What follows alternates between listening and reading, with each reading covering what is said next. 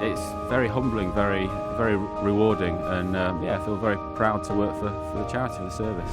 Prevailing visibility 10 kilometres. Weather nil. It has that feeling of being a small, high-performing team that people always feel part of the family of. Thank you. Most days our team will see someone who doesn't make it, and that really gets you, because what you want to do is to do something that can help reverse that process. It's emotional for us as well, because you look horrendously unwell. I was very, very close to not being with us, and a very small instrument along with a lot of expertise is the reason why I'm here today. When the call comes, every second counts. Whether it's in the helicopter during the day or in the fast response cars at night, the teams on London's air ambulance know getting to the patient as quickly as possible can literally be a matter of life and death.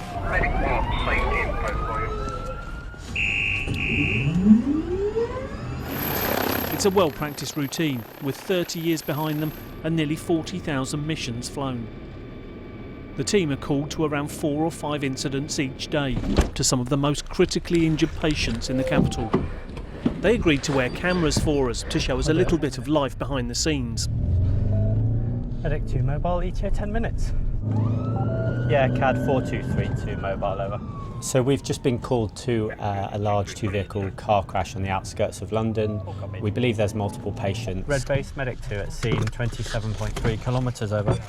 Sadly, it's an all too common scene for paramedic Chris Doyle and Dr Cosmo Skur. Car crashes make up around a third of cases for the air ambulance medics. One of them was critically unwell. He's had to be put into a medically induced coma, have all of his bones splintered, have his bleeding controlled, and then we've had to quickly bring him all the way back into London to the Major Trauma Centre. Right at this junction. The next night, as London prepares for Christmas, another all too familiar scene for the team. Right, good morning, how are you? No medical history, no known allergies. Head to toe, he's got some facial injuries and lacerations to his elbow. My name's Dr Davies, I'm with the air ambulance team, all right? I'm just going to have a close look at you. We're going to get you in the ambulance. Sadly, a cyclist had come into contact with a lorry and had gone underneath it, which is sadly a problem that we see all too often here at London's Air Ambulance. Across town in West London, the pilots are preparing to bring the helicopter into town for the start of its day. 27 Norfolk Ground, good morning, what's the message? So the aircraft's kept at RF Northolt. Our first job is to fly the aircraft in from Northolt to the Royal London, and then wait for the first job. It's seen quite a lot of change. The landscape, the buildings have got a lot taller over the few years. A lot more cranes are going up, different hazards, different challenges. It's not long before they're called to their first job. All we know that it's somebody's fallen from height, and we just need to get there as quick as possible with the team. It's quite tricky to find a landing site. There's a place we've been to before. We've landed in the middle of the roundabout, but as it would have it, it's full of Christmas trees today, so we had to find somewhere else. As a pilot, it's my job to look after the aircraft and the medical team and get them as quickly and safely to the patient. If I think about the patient too much or get too emotionally involved, it potentially might have a knock-on for the next mission we've got to go to.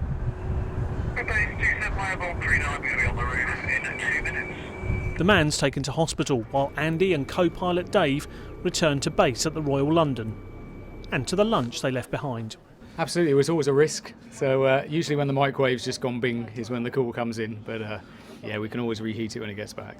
There's abrasions all over his abdomen, there's some abrasions over his chest, but his abdomen is bruised on the right-hand side.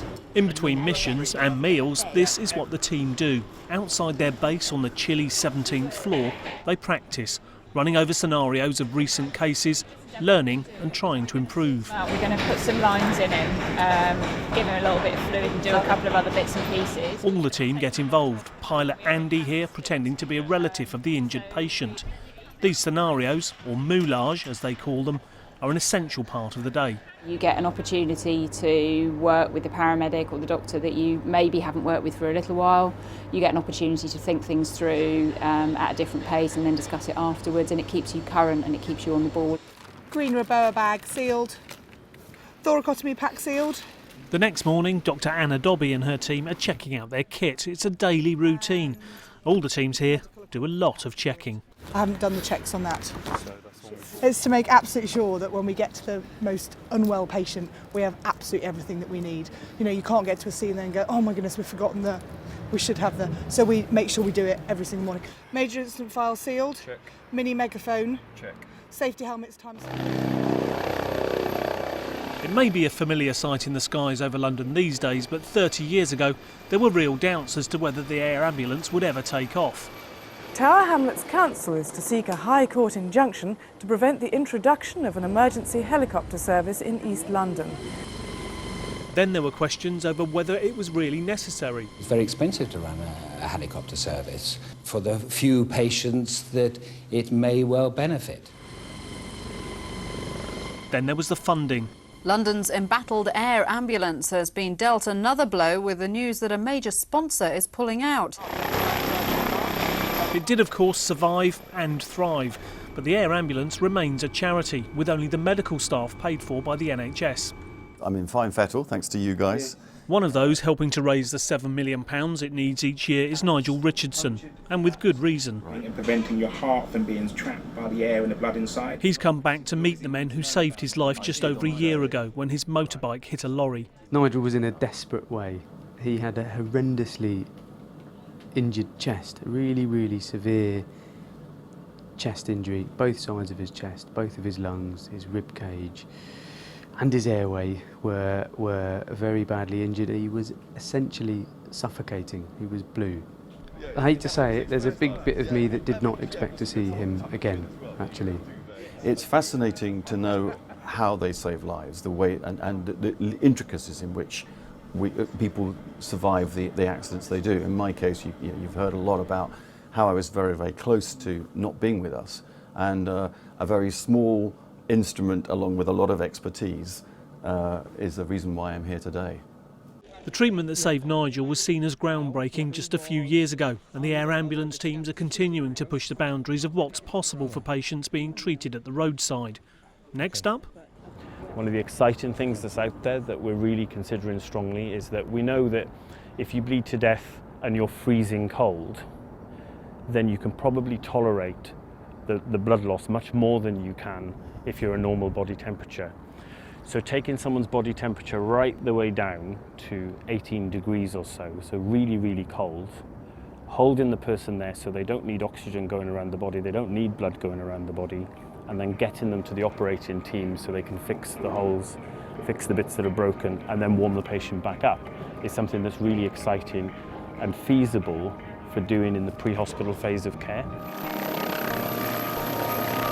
It's a service then that's moved dramatically over the last 30 years, but is promising even more in the years ahead.